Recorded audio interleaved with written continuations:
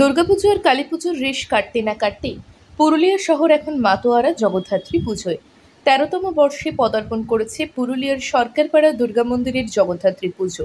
আর এবছর থিমে ধরা পড়েছে রাজকীয় ঐতিহ্যের ছোঁয়া। রাজস্থানের যোধপুর রাজবাড়ির অনুকরণে তৈরি প্যান্ডেল যেন এক রাজপ্রাসাদ। মা জগদ্ধাত্রী সেজেছেন রাজরাজেশ্বরী রূপে। সোনার অলঙ্কারে অপরূপা দেবী যেন রাজসিক মহিমায় উজ্জ্বল। এই স্বর্ণালঙ্কার সারা বছর থাকে ব্যাংকের লকারে। পুজোর কদিন পুলিশি প্রহরায় মন্দিরে এনে মাকে পরানো হয়। পুজো শেষে একই নিরাপত্তায় ফেরত যায় সেই গয়না। ঐতিহ্য আর আস্থার এক অনন্য দৃষ্টান্ত। এখানে কি প্রত্যেক বছর জগদ্ধাত্রী পুজো দেখতে আসে? হ্যাঁ, আসি।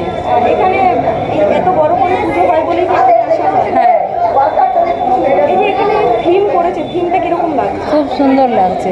এই বছর মনে হচ্ছে আর খুব সুন্দর। কত বছর হলো বলতে পারছি না, কিন্তু খুব সুন্দর করেছে। এবছর কি থিমটা আরো বেশি করে সাজিয়েছে? হ্যাঁ এছাড়াও কি এখানে বিভিন্ন প্রোগ্রাম দেখতে আসেন? হ্যাঁ, মাঝে মধ্যে মানে এই কদিন আসা হয়, সপ্তমী, নবমী, অষ্টমী। কি নাম আপনার? প্রতিমা লাই। 4 দিনব্যাপী এই উৎসবে প্রতিদিনই চলছে সাংস্কৃতিক অনুষ্ঠান, আরতি ও ভোগ নিবেদন। 1.5 কুইন্টাল চালের পোলাও, 5 কুইন্টাল খিচুড়ি ও 70 রকম মিষ্টির ভোগ পেয়ে মায়ের আরাধনা হয় রাজকীয় আয়োজনে। সন্ধ্যা নামতেই আলোকসজ্জা ও প্রতিমা দর্শনে মানুষের ঢল নামে মন্দির প্রাঙ্গণে। পুরুলিয়ার গর্বের এই পুজো আজ ঐতিহ্য, রাজকীয়তা ও ভক্তির এক অপূর্ব মেলবন্ধন।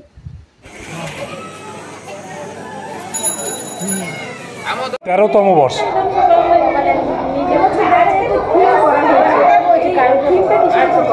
এটা রাজস্থানের যোধপুরে একটা রাজপুতদের রাজপরিবার আছে। সেই রাজপরিবারের যে মহল আছে, সেই মহলের আদলে এই থিমটা এবছর করা হয়েছে। সেই জন্য কি উট এবং বিভিন্ন ধরনের রাজঘরানাকে ফুটিয়ে তোলা হয়েছে? হ্যাঁ, বিভিন্ন রাজঘরানার যে সংস্কৃতি আছে, ওদের সানাই থেকে আরম্ভ করে উট, এবং আমাদের দেবী মূর্তি রাজরাজেশ্বরী বেশে আছেন, তিনি সিংহেই যাহার আসন, মানে সিংহাসনে রাজা বসেন, তো ইনি জগতের মহারানী। ইনার আসনটাই হচ্ছে সিংহ। ইনার আর্টিফিশিয়াল আসন, সিংহাসন করার দরকার নেই, ইনার আসনেই হচ্ছে সিংহ। তো এই মহারানী সিংহের স্কন্ধে চেপে আছেন, সেই মহারানীর পুজো আমাদের হচ্ছে। কদিন ব্যাপী পুজো চলে?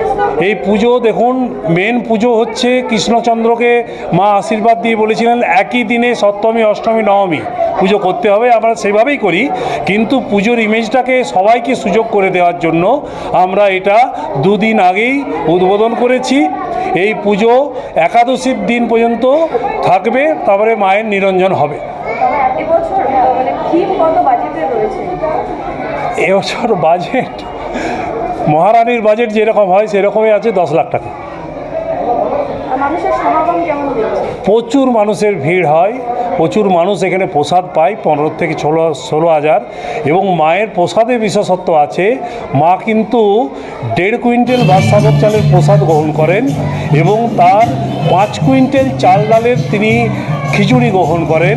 এখানে মহারানী খাবারটাও মহারানীর মতনই হয়, খাজা গজার থেকে আরম্ভ করে প্রায় 70 রকমের মিষ্টান্ন মাকে দেওয়া হয়। এটা কি অষ্টমীর ভোগে দেওয়া হয়? হ্যাঁ, প্রত্যেকটা ভোগে মায়ের বিশেষত্ব থাকে। সপ্তমী, অষ্টমীতে 108টা ভোগ দেওয়া হয় মাকে, লুচি বোঁদের থেকে আরম্ভ করে এই রকম। নবমীতে মাকে বিভিন্ন রকম পদের রান্না করে মাকে ভোগ দেওয়া হয়। এরকম বিভিন্ন ভোগ দিয়ে মহারানীর সেবা করা হয়। আগামী দিনে পুজো নিয়ে আর কিছু পরিকল্পনা রয়েছে? এই পুজোটা একটা পশ্চিমবঙ্গের বুকে দাগ কেটেছে এবং এই পুজো দেখতে প্রচুর ভক্ত সমাগম হয়, প্রচুর মানুষ প্রসাদ পায়। আমরা চাই এই পুজোকে কেন্দ্র করে মানুষের সেবা, কেননা মানুষের মধ্যেই মা আছেন। মা একটা আতপ চালও গ্রহণ করবেন না, কিন্তু যখন প্রত্যেকটি মানুষ মায়ের সেই মহাপ্রসাদ পাবে, সেটাতেই মা কিন্তু ওই প্রসাদ মানুষের মাধ্যমে গ্রহণ করবে।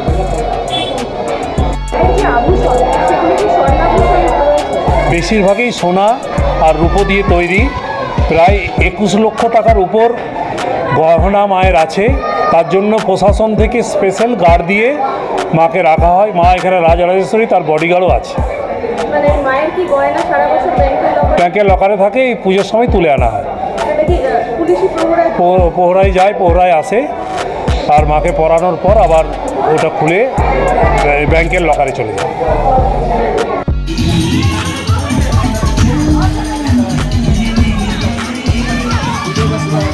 Presents by Munmun photography and online centre, Barabazar, Uparpara, near Kali মন্দির। কন্ট্যাক্ট 9933663961।